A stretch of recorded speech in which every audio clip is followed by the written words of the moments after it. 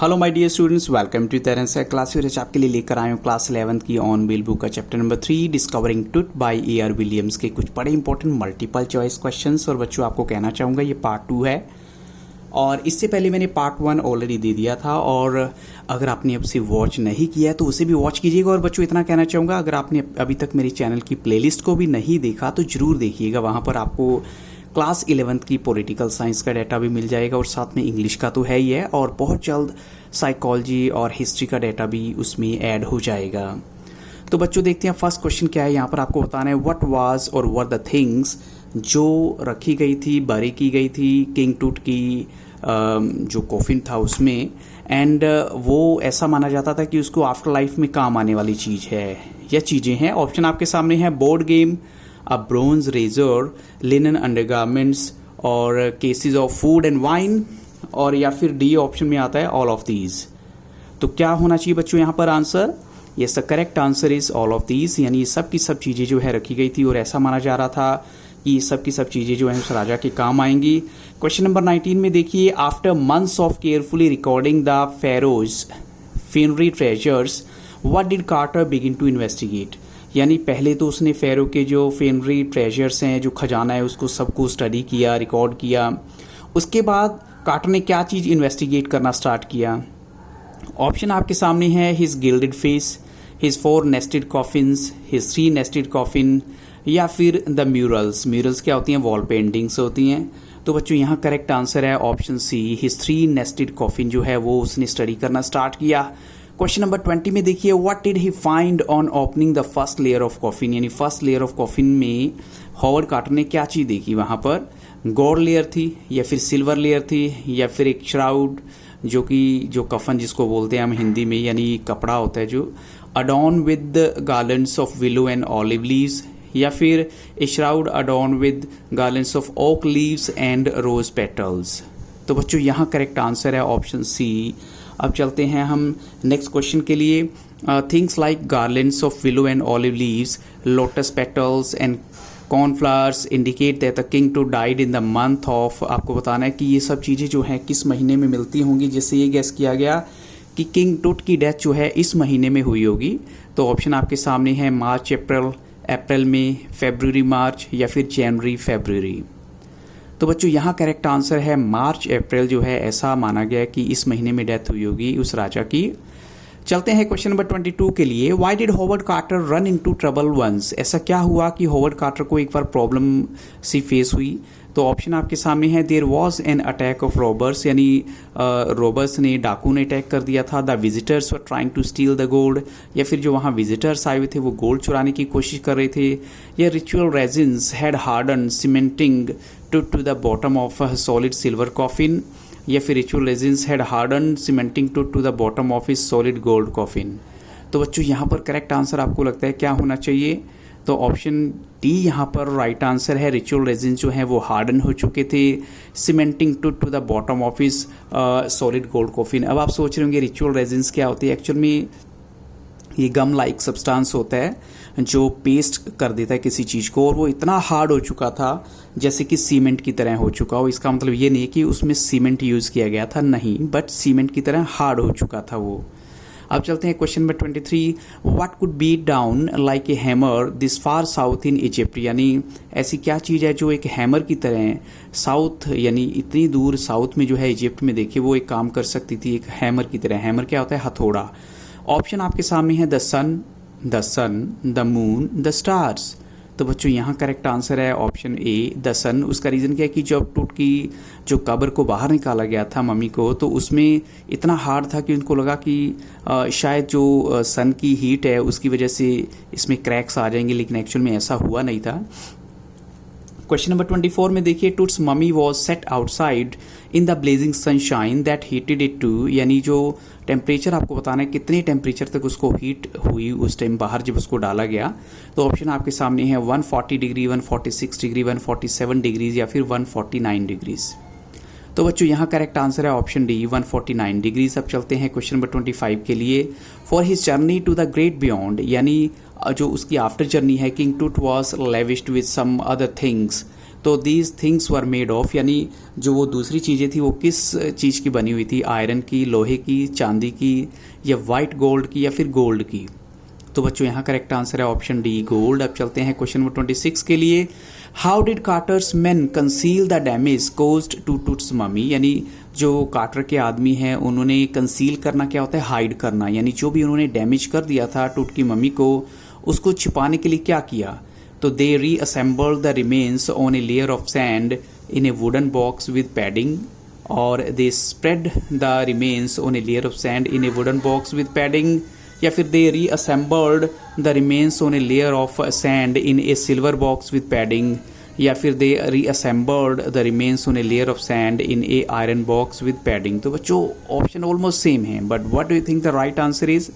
इस the right answer is option A. यहाँ पर दे रीअसेंबल्ड, यानी उसको फिर से रीअसेंबल किया जो भी रिमेन्स थे, और एक सैंड यानी लेयर ऑफ सैंड क्या होती है, रेत की एक तह के ऊपर वुडन बॉक्स में उसको स्पैड के साथ फिक्स कर दिया बिल्कुल, जिससे एक पल के लिए ऐसा लगा जैसे कुछ हुआ ही नहीं है।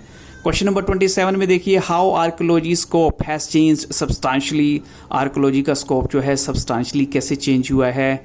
It focuses less on treasure, it focuses more on fascinating details of life, it focuses more on mysteries of death. तो बच्चों आपको क्या लगता है करेक्ट आंसर होना चाहिए, या ऑप्शन डी है all of these?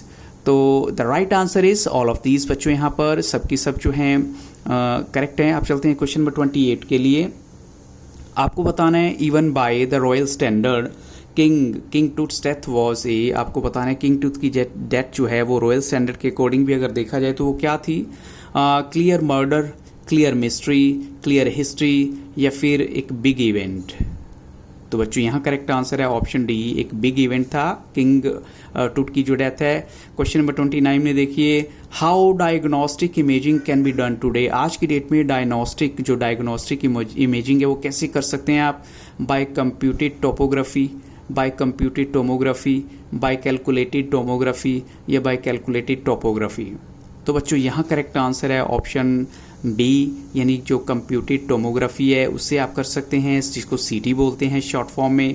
Question number 30 में देखिए, who x-rayed the mummy 40 years after Carter's discovery, यानी कार्टर की डिस्कवरी, यानी जो हॉवर्ड कार्टर ने 1920 में अगर किया था या 1922 में, तो उसके 40 ईयर्स के बाद एक्सरे किसने लिया था, एक आर्कोलॉजिस्ट प्रोफेसर ने, या फिर ज़ही हवास ने, हॉवर्ड कार्टर ने, या एक एनाटमी प्रोफेसर ने। तो बच्चों यहाँ करेक्ट आंसर है एक एनाटमी प्रोफेसर थे, उन्होंने इसका जो एक एक्सरे लिया था। What was discovered when Tut's mummy was x-rayed, क्या डिस्कवर हुआ जब टूट की मम्मी को एक्सरे किया गया, that his gold plated coffin was missing, या फिर that his fingers were missing, that his breast bones and front ribs were missing, and that his breast bones and back ribs were missing. तो बच्चों यहाँ correct answer है option C, that is breast bones and front ribs were missing. अब चलते हैं question number 32 के लिए। Who was thought to be king Tut's father और ग्रैंडफादर, किसको जो है टूट का फादर या ग्रैंडफादर माना गया। ऑप्शन आपके सामने हैं, अमेनोटेप 2, अमेनोटेप 3, अमेनोटेप 4, या फिर अमेनोटेप 5। तो बच्चों यहाँ करेक्ट आंसर है अमेनोटेप 3। अब चलते हैं क्वेश्चन नंबर 33 के लिए। अमेनोटेप 4 promoted the worship of which God, यानी अमेनोटेप 4 ने किस भगवान की पूजा के ऊपर ज़्यादा फोकस दिया, एटन द सन डिस्क, या फिर अमून, एटन द मून डिस्क, या फिर हम कहें अमून द सन डिस्क। तो बच्चों यहाँ करेक्ट आंसर है option A, Aten the sun disc के ऊपर उसने ज़्यादा फोकस किया।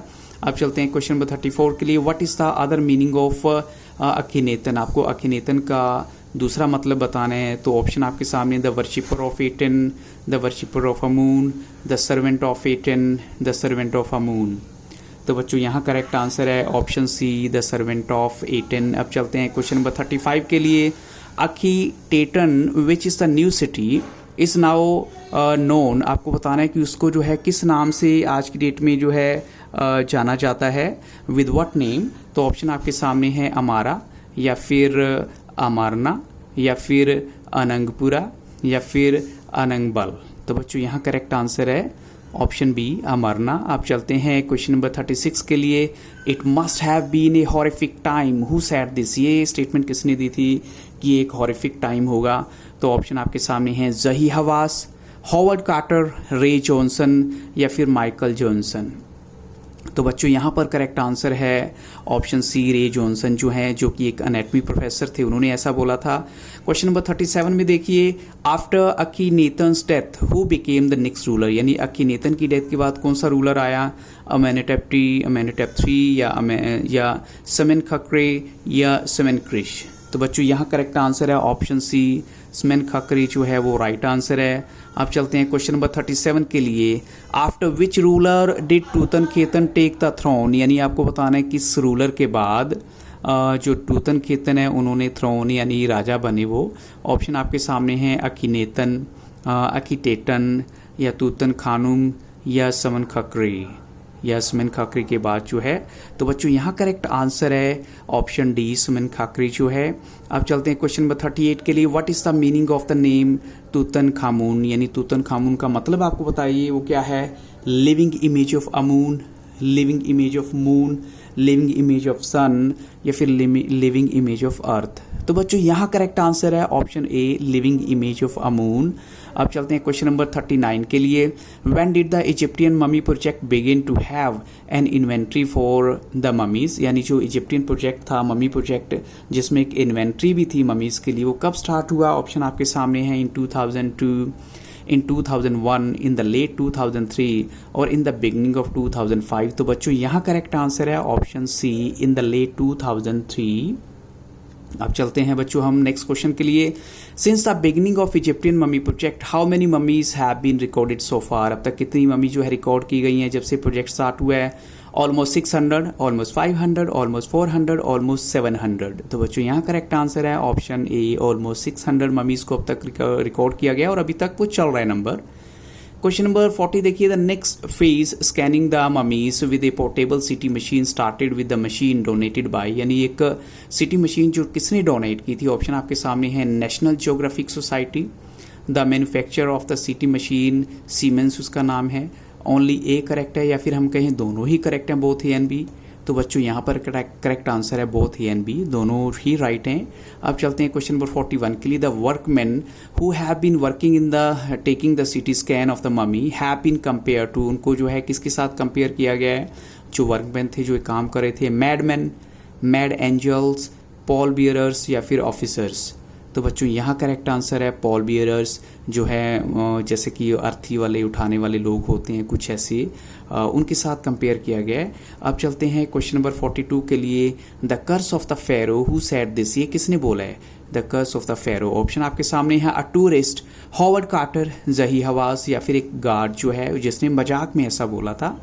तो ऑप्शन यहाँ पर बच्चों है a guard is the right answer. अब चलते हैं क्वेश्चन नंबर 43 के लिए, how much time did it take to do the CT scan of Tut's mummy, कितना वक्त लगा, less than 2 hours, less than 3 hours, less than 4 hours और less than 5 hours. तो बच्चों यहाँ करेक्ट आंसर है option B is the right answer. अब चलते हैं क्वेश्चन नंबर 44 के लिए, I didn't sleep that night not for a second, ये स्टेटमेंट किसने बोली थी, रे जॉनसन ने, हॉवर्ड कार्टर ने, जही हवास ने या एक टेक्नीशियन ने।